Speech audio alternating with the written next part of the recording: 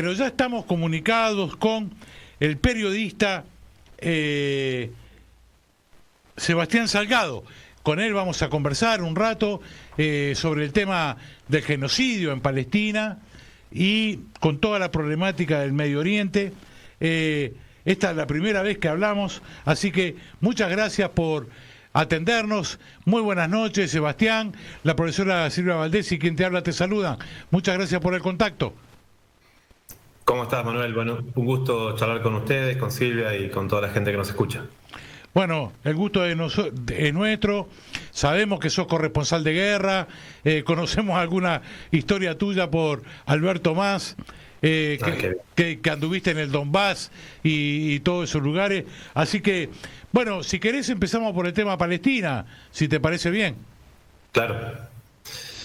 Bueno, ustedes saben, ¿no? El tema palestino no es una causa que haya surgido en el último año, sino que la ocupación israelí lleva más de 75 años, pero sí después del 7 de octubre pasado, en que un grupo, vamos a decir, de fuerzas vinculadas al movimiento político Hamas, que es el movimiento político que lidera en la Franja de Gaza, en ese gueto, en donde Israel encerró a más de 2,5 millones de personas desde hace 20 años, sin posibilidad prácticamente de entrar o salir, y que a pesar de eso han sobrevivido de una manera muy digna. Bueno, el pasado 7 de octubre fue muy visible ese intento de liberación que hizo el grupo Hamas por salir de esas fronteras y tomar rehenes para utilizarlos como moneda de cambio por los miles de prisioneros palestinos que hay en las cárceles israelíes desde hace mucho tiempo. Y entonces lo que estamos viendo en ese contexto es un intento de justificación de este genocidio sistemático por parte del ente sionista israelí, de masacrar a familias enteras, de bombardear dentro de ese mismo gueto escuelas, hospitales. Esto está pasando mientras estamos hablando en este mismo momento, ¿no? Pero claro, como el sionismo israelí tiene de alguna manera el control prácticamente de la totalidad de los medios corporativos vinculados a la comunicación e incluso de lo que se conoce como los circuitos culturales comerciales, esta pasa a ser el tema más censurado del mundo, ¿no? Estamos y somos testigos de este genocidio y sin embargo vemos, ¿no?, la mayoría de los canales de televisión que si dicen la palabra Hamas tienen que ponerle el adjetivo terrorista después para justificar lógicamente lo que siguen siendo los ataques israelíes contra la Franja de Gaza y contra Palestina toda. Claro. Sí, es cierto lo que vos decís, ¿no? Que esa mafia comunicacional que hay, es terrible el blindaje que le ha hecho al Estado de Israel, ¿no? Sí, son ellos mismos con su pata comunicacional, digamos. Han trabajado ese esquema desde hace mucho tiempo, a través de la victimización y a través de la falsedad de la historia, que hacen creer que lo que puede llegar a ser el mítico pueblo bíblico judío tiene alguna vinculación con este proyecto colonial en Palestina, que es el sionismo. No tiene absolutamente nada que ver una cosa con la otra, hay 2000 años de diferencia. Sin embargo, intentan utilizar los libros sagrados, ¿no?, del judaísmo y hasta cierto punto la Biblia cristiana también, para justificar ese tipo de acciones. Pero bueno, lógicamente las luchas de resistencia y de liberación se dan de una manera constante, a pesar, ¿no?, de esa estructura mediática que intenta justificarla. Y hay que decir, Manuel, no solamente se da eso en la estructura comunicacional de lo que conocemos como canales de noticias, sino también, y por sobre todas las cosas en este tiempo, a través de la ficción. ¿Y en qué pensamos cuando hablamos de ficción? Las novelas, todo Hollywood entero está preparado y está diseñado para apoyar lo que es el proyecto colonial israelí, como una manera de victimizar una serie de cosas y que de justificar otras, como si las acciones de Hitler en la Segunda Guerra Mundial fueran algún justificativo para que se hagan las mismas cosas contra el pueblo palestino en este tiempo. Entonces, ahí existe, digamos, una manera de, desde la ficción, crear un nivel, si se quiere, de falsa conciencia que hace que desde Occidente se tome distancia de lo que es el sufrimiento del pueblo palestino, porque esas campañas islamófobas que intentan justificar, sobre todo después de lo que fue el ataque a las Torres Gemelas, que desde mi perspectiva cayeron por una demolición controlada desde sus bases, no porque le hayan golpeado aviones, intentan crear eso como que el ataque al corazón de Occidente, que vendría siendo Nueva York, estuvo hecho por musulmanes. Y eso es un proyecto del inicio del siglo XXI. Y de ahí vinieron todos los ataques que después terminaron justificando, que fue el genocidio contra Irak, más de 1 millón de muertos dejó Estados Unidos, el genocidio en Libia, lo que pasó en Afganistán, la famosa creada por Occidente Primavera Árabe, que algunos teóricos de la comunicación se comieron el verso de que era la nueva estructura de las redes sociales que liberaba a los pueblos y que iba a ser de eso que, sobre todo en Oriente Medio, en Túnez específicamente, bueno, los jóvenes generaran un cambio de gobierno. Y entonces todas esas estructuras hacen que, por ejemplo, hoy vos te darás cuenta, aquellos actores que en Argentina se supone que están muy vinculados a los derechos humanos, ¿por qué no están diciendo nada de Palestina? Claro. ¿Por qué León Gieco no está diciendo nada de Palestina? ¿Por qué Teresa Parodi no está diciendo nada de Palestina? ¿Por qué Fito Páez no está diciendo nada de Palestina?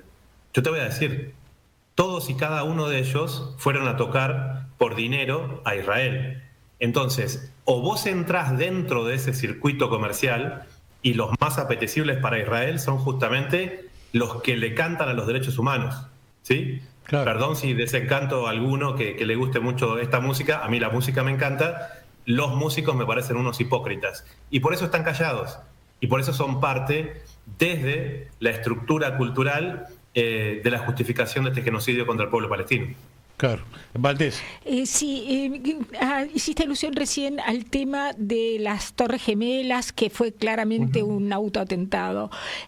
Mucha gente dice también que el tema de Hamas y que invadieron con parapentes, que también fue un autoatentado porque Netanyahu venía muy en un declive terrible y que todo el pueblo estaba en contra de su liderazgo, y este hecho de Hamas le sirvió para no solo para remontar su prestigio, lamentablemente, sino para arrasar con toda Gaza de una manera siniestra, y encima en Líbano, y en fin, en todos aquellos lugares que él puede hacer el mal todavía.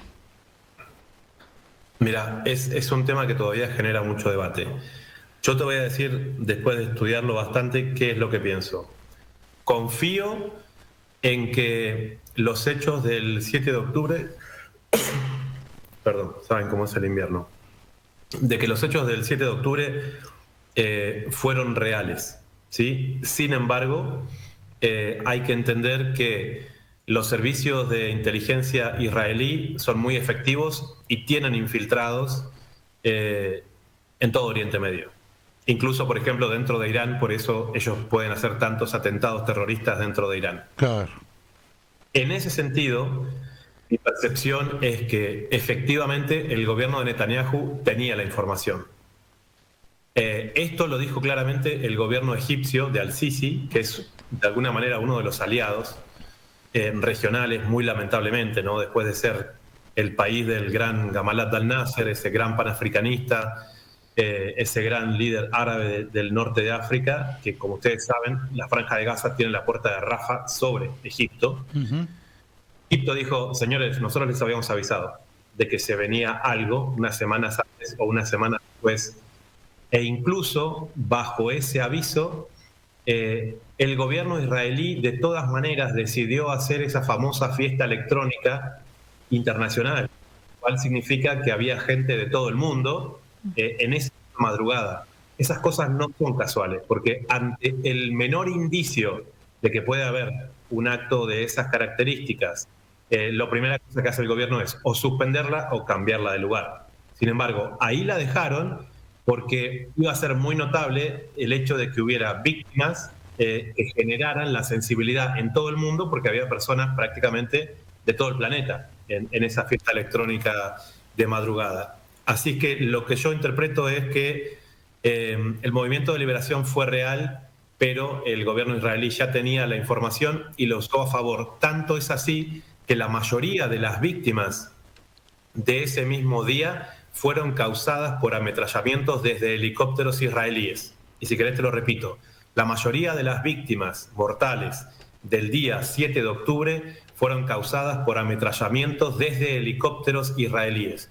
La justificación que ellos usan, porque no lo pueden negar, es que ante la posibilidad de toma de rehenes, ellos disparaban porque prefieren una baja que un rehén.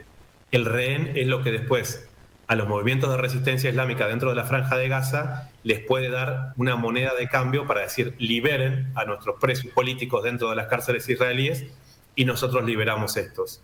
Así es que yo creo que fue un movimiento real, pero que efectivamente el gobierno sionista intentó usar en su favor, al punto de que lo que estamos viendo ahora es un exterminio prácticamente que ellos están generando. En inglés le dicen de limpieza étnica, no es un término que a mí no me guste, pero ethnic cleansing es un término que ellos usan, y están lógicamente especulando con este distanciamiento que todo Occidente está teniendo. Yo, sabés que es desgarrador lo que estás contando, ¿no? Sí, y esta actitud que vos tenés con respecto a los artistas, yo también la tengo. Nosotros, cuando se hizo ese acto en la frontera, ese acto artístico en la frontera Venezuela-Colombia. En Cúcuta, sí. Sí, bueno, yo tomé nota bien de los artistas. Todos esos, ahí estuvo Carlos Vives, sí, claro. El pirata de Diego Torres, estuvo el pirata de Juanes. Todos esos han ido a tocar a Israel. Mirá. Son parte de esa misma estructura, todos y cada uno de esos. La única que no aceptó, y hay que decirlo porque es de familia árabe, fue Shakira. Mirá. Así como la ven. Mirá qué bien. Yo lo que te quería preguntar, Sebastián, es que ¿cómo miran los vecinos de Israel, el del Medio Oriente? ¿Cómo están mirando esto? ¿Cuáles son las actitudes, lo que se viene, digamos, ¿no? Porque esto que pasó hace unos días con Irán, la verdad, esto puede estallar en cualquier momento de otra manera, ¿no? Sí, es lo que ellos están buscando. O sea, vos acordate, Manuel, que el respaldo del dólar en el mundo no es físico, no tienen oro, no tienen nada. El respaldo del dólar en el mundo es la guerra. Si llega a ganar Donald Trump, es probable que ese conflicto que inventó la OTAN en contra de la Federación Rusa pueda terminar de manera diplomática. Es muy, muy probable. Ellos necesitan otro foco abierto. E Israel está desesperado por, con todo el apoyo occidental, apostar a doble o nada, porque acordate vos de que es un país que tiene bomba atómica. Claro. ¿Sí? Israel, ¿sí? Esos que se dicen el pueblo elegido, todo eso, es un país que tiene bomba atómica, entonces no es tan fácil pensar en cuáles pueden llegar a ser las estrategias de los movimientos de liberación de los países árabes, porque ninguno tiene ese nivel de armamento. Y yo te puedo asegurar que ese gobierno talmúdico, que es el gobierno israelí, está dispuesto a utilizarlos porque en su concepción del mundo los no judíos están puestos a un nivel de animales, ¿sí? Y esa es la manera en que ellos pueden no solamente asesinar niños, mujeres y demás, sino que yo hice un programa hace menos de 48 horas en mi canal Data Urgente, donde daba una serie de pormenores y se vieron videos en los que soldados israelíes, ¿sí?, violan a prisioneros palestinos de la Franja de Gaza. ¿Vos me estás entendiendo lo que te digo? Sí, sí, claramente. En video. Cualquiera que busque un poquito lo puede encontrar. Y ellos, como quedaron captados por las cámaras de seguridad y los propios diarios de Israel y los canales de televisión lo publicaron, hicieron una especie de campaña. Esas personas que ponían sus escudos, ¿viste cómo hace acá la policía de la ciudad para tapar cuando, por ejemplo, asesinaron, ahora que se cumplió un año esta semana, a Facundo Molnares en el pleno Obelisco hace un año, Sí. que tapan un poquito, lo asfixian y lo matan. Bueno, acá hicieron una parecita de escudos para que un soldado israelí viole a un prisionero palestino y los otros compañeros le hacían la parecita. Se vio igual. Entonces, este tipo de acciones demenciales realmente es la naturaleza de la ocupación sionista sobre el pueblo palestino. Dicho esto, hay que decir que hay una creciente solidaridad y articulación de la resistencia regional que también está diciendo basta. Entonces estamos viendo que el movimiento Ansarollah de Yemen está dando respuestas contundentes y está controlando el Mar Rojo. Estamos viendo que la resistencia de Irak incluso está haciendo acciones conjuntas y atacando el puerto de Haifa, que es un antiguo puerto palestino que ahora está en manos israelíes. La República Islámica de Irán, yo siento que también han cruzado una línea roja, porque recordemos que atacaron la embajada de la República Islámica de Irán en Damasco, donde mataron a varias personas del cuerpo diplomático iraní. Este mismo mes de enero hicieron un atentado terrorista donde murieron más de 100 personas cuando se cumplía el 4º aniversario luctuoso del martirio de Qasem Soleimani, el general que fue asesinado por Donald Trump en Irak, y que en los últimos 10 días Israel asesinó a Ismail Haniyeh, el máximo líder de la resistencia de Hamas en territorio iraní, en el contexto de ir a la asunción del nuevo presidente de Irán. Y en esos países, como cualquiera, ¿no? Pero en esos países sobre todo, cuando vos asumís la seguridad de un huésped, en este caso de la resistencia, tenés que hacerte responsable. Y en este caso, Irán falló y Ismail Haniyeh fue asesinado. Ya hay otro líder de Hamas que lo asumió, por supuesto, pero hay que decir que esto para Irán tiene un dolor doble. Entonces, el nivel armamentístico de respuesta de la República Islámica de Irán está por encima del resto de los países de la región, aunque considero yo que no tiene bomba atómica. Esto es una percepción personal. No creo que el programa de desarrollo iraní vaya por ese lado, pero tienen una capacidad misilística con los cuales, teniendo en cuenta la superficie de la Palestina ocupada, dígase Israel, tampoco hace falta una bomba atómica. Entonces, el Líbano creo que es la otra parte donde la resistencia de Hezbollah ha demostrado un nivel de efectividad que está sorprendiendo a muchos, y no solo está respondiendo a los ataques que está haciendo Israel sobre la capital, Beirut, que ya ha matado a un líder de Hamas y a un líder de Hezbollah en la propia capital, porque el Líbano ya padeció durante 18 años la ocupación israelí de su territorio, prácticamente de todo el sur hasta la capital, y fue la resistencia, digamos, libanesa de Hezbollah la que pudo expulsarlos. Si no fuera por Hezbollah, el Líbano prácticamente no existiría hoy en día. Así es que yo veo una articulación creciente y veo un éxodo masivo de los israelíes, que en definitiva son, como ellos lo llaman, ellos son colonos. Ese país hace 75 años no existía. Mi padre tiene 80, mi padre tiene más tiempo de existencia que el propio Israel. No hay ninguna historia milenaria, no hay ninguna historia bíblica. Es un proceso de colonización que tiene 80 años, que es la etapa más tardía de lo que hemos conocido, digamos, comparado con otros proyectos coloniales europeos. Y la resistencia del otro lado de los países árabes es milenaria. Son ciudades milenarias, es Damasco, es el Líbano, es Teherán. Tratando de lidiar con un representante de Occidente, el más belicoso y el más peligroso de todos, que es Israel, representando los intereses del Reino Unido y de Estados Unidos. Claramente. Silvia, ¿querías agregar sí, algo? No, una pregunta. En realidad, no se le juega en contra a Estados Unidos su actitud colaborativa. Bueno, con Ucrania desde luego es un desastre, pero además con Israel.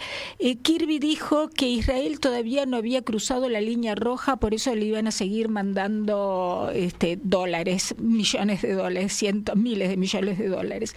Es decir, cuando para todo el mundo en realidad es clarísimo que pasó la línea roja hace ya mucho tiempo. Entonces, ¿Cuál es la situación concreta de Estados Unidos? ¿A qué juega Estados Unidos? ¿A incentivar su industria armamentística, que es lo único que le está quedando por ahora, mientras su posición geopolítica se va borrando o va disminuyendo? ¿O está jugando a apostar por Israel, pensando que Israel va a ser quien lo va a ayudar en esta contienda geopolítica? Es decir, es muy curioso lo que está pasando. Sí, hay varios frentes ahí al mismo tiempo. Una cosa que hay que decir es que Estados Unidos, por más que lo veamos como un país poderoso, autónomo, guerrerista, también ha sido colonizado su gobierno por Israel, ¿sí? Las decisiones que toma el gobierno de Estados Unidos están condicionadas por una élite judía, sionista, talmúdica. El Talmud, por si alguien no nos sigue, digamos, es un libro del relato histórico judío que se escribió durante unos 500 años, pero que no es la Torá, no es el libro sagrado que ellos dicen es palabra de Dios, sino que es los relatos históricos de los sabios judíos recopilados a través de los siglos, que en muchos casos son enseñanzas muy lindas de vida, de tradiciones y demás. Y en otros, muchos y muy seguidos, es donde ellos tienen esta postura de creerse el pueblo elegido y a través de eso justifican cualquier acción contra los no judíos. Esos talmúdicos que pueden llegar a justificar la violación de un soldado israelí contra un prisionero palestino porque lo consideran a una persona no judía como un animal, tienen una presencia muy grande dentro del gobierno de Estados Unidos. El AIPAC es tal vez la organización más representativa a nivel político y es la que hace el lobby para ver quiénes llegan como candidatos presidenciables dentro de cualquiera de los dos partidos, sea de los demócratas o de los republicanos. Por eso, si se fijan ustedes, la única gran coincidencia que hay entre Biden y Trump, por decir algo, es que los dos apoyan de manera incondicional a Israel. Después tienen diferencias con China, tienen diferencias con Europa incluso, porque Trump decía la OTAN que se la financian los europeos. Yo no tengo por qué andar preocupándome por la seguridad de los europeos. Ese que sea un problema de ellos y que inviertan más. Ahora, con Israel no hay discusión, porque ese gobierno está colonizado, igual que el gobierno argentino, obviamente, por los intereses israelíes. Y en el otro, vamos a decir, sentido también, está claro que el gobierno de Estados Unidos ha ido ganando una serie de guerras hasta que se tropezó con, vamos a decir, la bravura del pueblo sirio, ¿sí? O sea, se llevaron por delante a Irak, se llevaron por delante a Libia, hicieron lo que quisieron hacer en Afganistán con los talibanes, pero que cuando intentaron entrar a Siria se encontraron con un nivel de resistencia histórica y cultural que el pueblo dijo, mira, tal vez no estamos nosotros tan felices con el gobierno de Bashar al-Assad, sin embargo no vamos a permitir que un país que tiene apenas más de 200 años de vida, como es Estados Unidos, venga a decirnos a nosotros, que tenemos 5.000 años de historia en esta ciudad, cómo tenemos que vivir.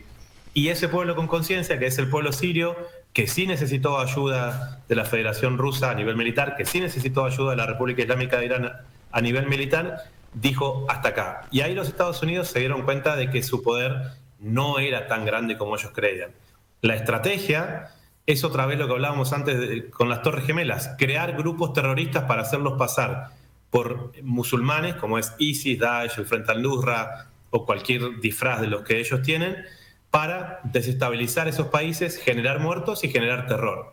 Los creadores del terrorismo siempre son occidentales y por eso buscan enmascarar a esos grupos terroristas con turbantes, que digan Alá Akbar o que digan cualquier cosa que en la mentalidad occidental, con el nivel de analfabetismo geopolítico que hay acá, la gente compra enseguida ese tipo de relatos, ¿no? Totalmente. Así es que Estados Unidos no tiene la libertad de acción para tomar ese tipo de decisiones porque ya está colonizado por dentro y tiene que elegir muy bien cuál es el nivel de rivales con los que quiere tener, porque la propia Siria le demostró que les está quedando grande. Claro, la verdad que... Buenísimo. Genial. Un completo informe, Sebastián. La verdad que la verdad nos dejaste Hacía tiempo que estábamos buscando nosotros tener una conversación sobre el tema Medio Oriente, ¿no? Porque lo de Palestina es tal cual como vos lo planteás. Hace un ratito estuvo aquí en el piso con nosotros alguien que tú conocés, Andrés Berkún, y estábamos hablando del tema Palestina, ¿no? Que no está en las reivindicaciones, no está en la palabra, en la cuestión de pelear por Palestina. Pero bueno, te queremos agradecer muchísimo, Sebastián, por el aporte tan importante en el día de hoy, y seguramente vamos a seguir requiriendo tu palabra dentro de un tiempito. Cuando quieran, a la orden. Muchísimas gracias, te mandamos un abrazo. Adiós. Hasta luego. Seguinos en Instagram y Facebook. Somos @avozpatria.